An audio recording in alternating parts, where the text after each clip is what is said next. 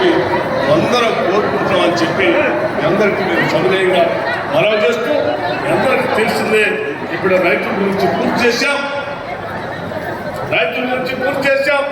రేపు మహిళల గురించి కార్యక్రమాన్ని వడ్డీ లేని రుణాలకు సంబంధించిన కార్యక్రమాన్ని ప్రతి శాసనసభ నియోజకవర్గంలో ఒక ఉత్సవాల్లాగా చేపడతాం. ఆ తర్వాత నిరుద్యోగ యువకుల కోసం రాజీవ్ యువ వికాస కార్యక్రమాన్ని కూడా ఉత్సవాల్లాగా చేపడతామని చెప్పి మీ అందరికీ తెలియజేస్తూ కార్యక్రమానికి వచ్చినటువంటి మీ అందరికి కూడా మరొకసారి నా హృదయపూర్వకమైనటువంటి అభినందనలు తెలియజేస్తూ మీ అందరికీ మరొకసారి నా కృతజ్ఞతలు చేయగుప్తూ కాంగ్రెస్ పార్టీని అంతిమంగా ఈ రాష్ట్రంలో ఉన్న ప్రతి కుటుంబం క్షేమంగా సంతోషంగా ఉండేటట్టుగా ఈరోజు రాష్ట్ర ప్రభుత్వం పథకాలు ప్రవేశపెట్టి ఇప్పటికే 1,00,000 కోట్ల పైబడి ఈరోజు రాష్ట్ర వ్యాప్తంగా పంపిణీ చేశామని చెప్పడానికి చాలా సంతోషిస్తాను. అందుకే మిత్రుల అభివృద్ధి కార్యక్రమాల రోడ్లు దాదాపు ఈ రాష్ట్రంలో ఏ రోడ్డు కూడా వదిలేదు అని చెప్పే విధంగా దాదాపు 20,000 కోట్ల రూపాయలతో కేవలం ఆర్ఎండ్కి సంబంధించి రోడ్ల మరమ్మతులు కొత్త రోడ్లు వేసేటువంటి కార్యక్రమాన్ని కూడా వారు చేపట్టారు. రెవెన్యూ వ్యవస్థ సంబంధించి దానిని బంగాళాఖాతంలో ఇలా భూభారత్ చట్టాన్ని శ్రీనివాసరెడ్డి గారు తీసుకొచ్చారు.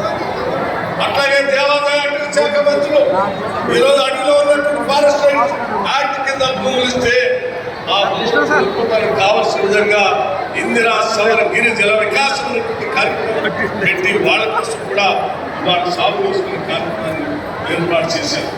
ఈ రకంగా ప్రభుత్వాన్ని గుండెల్లో పెట్టుకొని ప్రతి ఒక్కళ్ళు కూడా కాపాడుకోవాల్సిందిగా నేను మీ అందరికీ విజ్ఞప్తి చేస్తా ఉన్నాను. ఎందుకంటే కాంగ్రెస్ పార్టీ ప్రజాప్రభుత్వం తప్ప ప్రజల గురించి ఆలోచన చేసే పార్టీలు దేశంలో లేవు. అనేక దశాబ్దాలుగా చూసినటువంటి సహచరులంతా కూడా ఈ రాష్ట్ర ప్రభుత్వం అధికారంలోకి వచ్చిన నాటి నుంచి నేటి వారికి చేసిన అనేక అభివృద్ధి కార్యక్రమాలన్నింటినీ కూడా మీకు వివరించారు.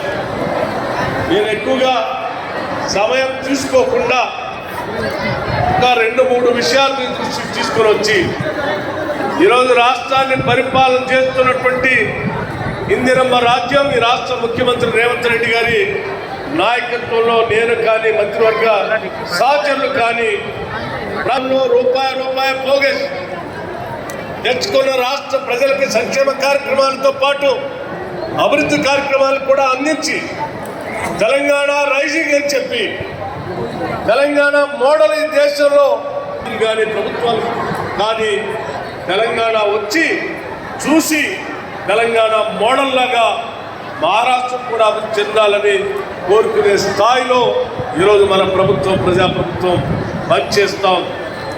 అందుకే ఈరోజు దేశంలో ఎక్కడ పోయినా తెలంగాణ మోడల్ అని మాట్లాడుతూ ఉన్నారు. దానికి చాలా కారణాలు. ఉదాహరణకి ఈ రాష్ట్రంలో ఉన్నటువంటి 1,12,00,000 కుటుంబాలు ఉంటే ప్రతి కుటుంబానికి కూడా సంబంధించిన అవసరాలను ఈ రాష్ట్ర ప్రభుత్వం తీరుస్తాం. ఉదాహరణకి ఒక కుటుంబాన్ని ఒక యూనిట్గా తీసుకొని రాష్ట్ర వ్యాప్తంగా మనం ఆలోచన చేస్తే ఫీజు రీఎంబర్స్మెంట్ ఇచ్చి ముందుకు తీసుకెళ్తాం. ఆ కుటుంబంలో ఎవరైనా పెద్దవాడు వృద్ధులు వితంతులు వికలాంగులు ఉంటే వాళ్ళకి పెన్షన్ ఇస్తాం. ఆ కుటుంబానికి ఆహారం కోసం కావాల్సిన విధంగా సన్నబియ్యం ఇస్తాం. సన్నబియ్యం ఇచ్చిన రేషన్ని వండుకోవడానికి కావాల్సిన విధంగా ఉంది రాజీవ్ ఆరోగ్య కార్డు. ఆ కుటుంబంలో ఎవరైనా పని చేసుకునే సత్తా ఉంది, నాకు పని కల్పించండి, పని దొరకట్లేదంటే ఈరోజు పబ్లిక్ సర్వీస్ కమిషన్ ప్రక్షాళన చేసి 56,000 పైబడి ప్రభుత్వ ఉద్యోగాలు ఇచ్చేటువంటి కార్యక్రమాలు చేపట్టారు.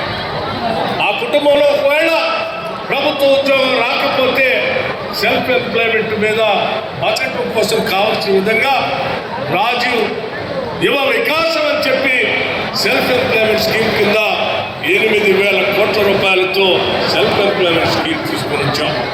ఈ రకంగా ఆ ఇంట్లో మహిళలు ఉంటే రాష్ట్ర వ్యాప్తంగా ఉచితంగా తినడానికి కావాల్సిన విధంగా ఉచిత బస్సు కార్యక్రమాలు చేపట్టాం. ఆ ఇంట్లో మహిళలు ఉంటే 100 కోట్ల రూపాయల అభివృద్ధి కార్యక్రమాలకి భూమి పూజ కార్యక్రమం చేపించారు. నిజంగా ఈ ప్రాంత ప్రజలందరూ కూడా ఇటువంటి సేవ చేసేటువంటి అవకాశం ఇచ్చి వాళ్ళు ఆశీర్వదించడానికి మిమ్మల్ని వారిని ఇద్దరిని కూడా